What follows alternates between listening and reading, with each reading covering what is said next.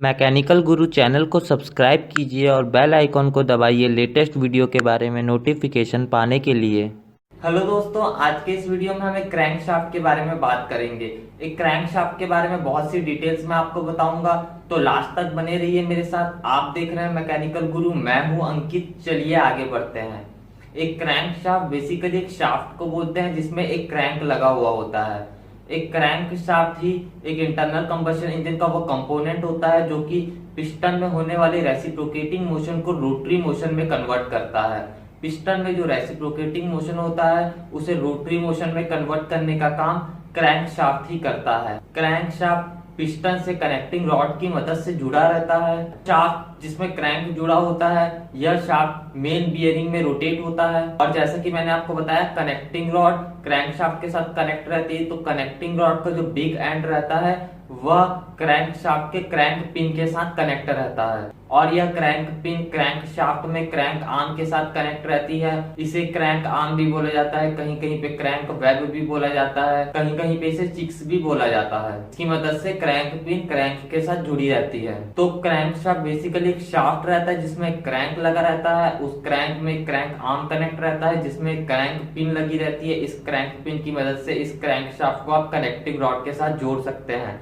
Connecting rod का बड़ा and इस क्रैंकशाफ्ट के साथ जुड़ता है। कनेक्टिंग रॉड का जो छोटा एंड रहता है वह पिस्टन के साथ जुड़ता है पिस्टन पिन की मदद से। और इस कंप्लीट मैकेनिज्म की मदद से आप एक इंटरनल कंबशन इंजन में रेसिप्रोकेटिंग मोशन को रोटरी मोशन में कन्वर्ट करते हैं। अब हम क्रैंकशाफ्ट के टाइप्स के बारे में बात कर लेते हैं। क्रैंकशाफ्ट को मेनली दो टाइप में डिवाइड किया गया है। क्रैंक की पोजीशन क्या है शाफ्ट में, उस हिसाब से क्रैंकशाफ्ट को डिवाइड किया गया है। पहला है साइड क्रैंकशाफ्ट या ओवरहंग क्रैंकशाफ्ट, मेरे बगल में आप डायग्राम में देख सकते हैं। और दूसरा है सेंटर क्रैंकशाफ्ट। जैसे नाम से समझ में आ रहा है, साइड क्रैंकशाफ्ट या ओवरहैंग क्रैंकशाफ्ट यह एकदम कोने में लगे रहेगा, यह शाफ्ट के एकदम एंड में लगे रहेगा। जबकि अगर सेंटर क्रैंकशाफ्ट रहेगा तो क्रैंक हमेशा सेंटर में लगा रहेगा शाफ्ट के। जबकि साइड या ओवरहंग क्रैंकशाफ्ट में क्रैंक हमेशा साइड या एंड में लगा रहेगा क्रैंक शाफ्ट के। और एक क्रैंक शाफ्ट के शाफ्ट में कितने क्रैंक लगे हैं उस हिसाब से भी क्रैंक शाफ्ट को क्लासिफाई किया गया है। इसमें आते हैं सिंगल थ्रो क्रैंक शाफ्ट और मल्टी थ्रो क्रैंक शाफ्ट। वह क्रैंक शाफ्ट जिनमें सिर्फ एक ही क्रैंक है, चाहे वो साइड क्रैंक हो चाहे वो सेंट्रल क्रैंक हो, वह सिंगल थ्रो क्रैंक शाफ्ट कहलाते हैं।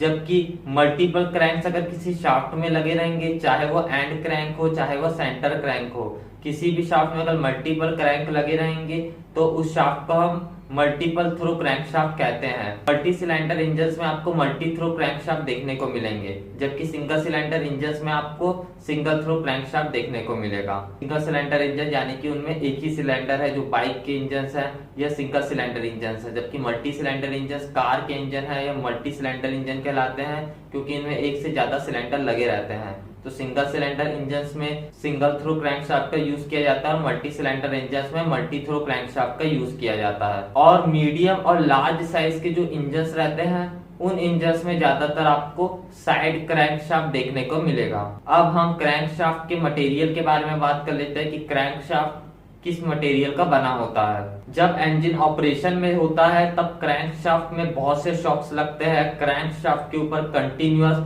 फटीग लोड लगा रहता है, इसलिए क्रैंकशाफ्ट को टफ भी होना चाहिए और क्रैंकशाफ्ट में आसानी से फटीग भी नहीं आना चाहिए। इसलिए क्रैंकशाफ्ट को ज्यादातर कार्बन स्टील, स्पेशल स्टील या स्पेशल कास्ट आयरन से बनाया जाता है। जो इंजन इंडस्ट्रीज में यूज होते हैं, इंडस्ट्रियल इंजन्स में जो क्रैंकशाफ्ट यूज होता है वह क्रैंकशाफ्ट कार्बन स्टील का बनाया जाता है, जैसे कि 40C8, 55C8 या 60C4 कार्बन स्टील्स का यूज होता है इंडस्ट्रियल इंजन्स के क्रैंकशाफ्ट बनाने के लिए। वहीं जो इंजन ट्रांसपोर्टेशन के लिए यूज होते हैं, व्हीकल्स में यूज होते हैं, उनमें जो क्रैंकशाफ्ट यूज होता है वह मैग्नीस स्टील का बनाया जाता है। 20Mn2, 27Mn2, 37Mn2 यह कॉमन मैग्नीस स्टील मटेरियल है जो कि ट्रांसपोर्टेशन के लिए जो इंजन यूज होता है उनके क्रैंकशाफ्ट को बनाने के लिए यूज किया जाता है। और एरोप्लेन या एरो इंजन्स में जो क्रैंकशाफ्ट का यूज होता है उस क्रैंकशाफ्ट को निकल क्रोमियम स्टील से बनाया जाता है। क्रैंकशाफ्ट में मेनली फेल्यूर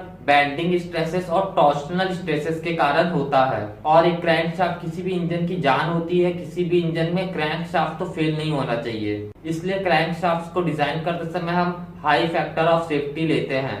3 to 4 तक हम फैक्टर ऑफ सेफ्टी लेते हैं जब हम क्रैंकशाफ्ट को डिजाइन करते हैं, क्योंकि क्रैंकशाफ्ट किसी भी इंजन का सबसे इंपॉर्टेंट पार्ट है, सबसे इंपॉर्टेंट कंपोनेंट है और यह खराब बिल्कुल भी नहीं होना चाहिए।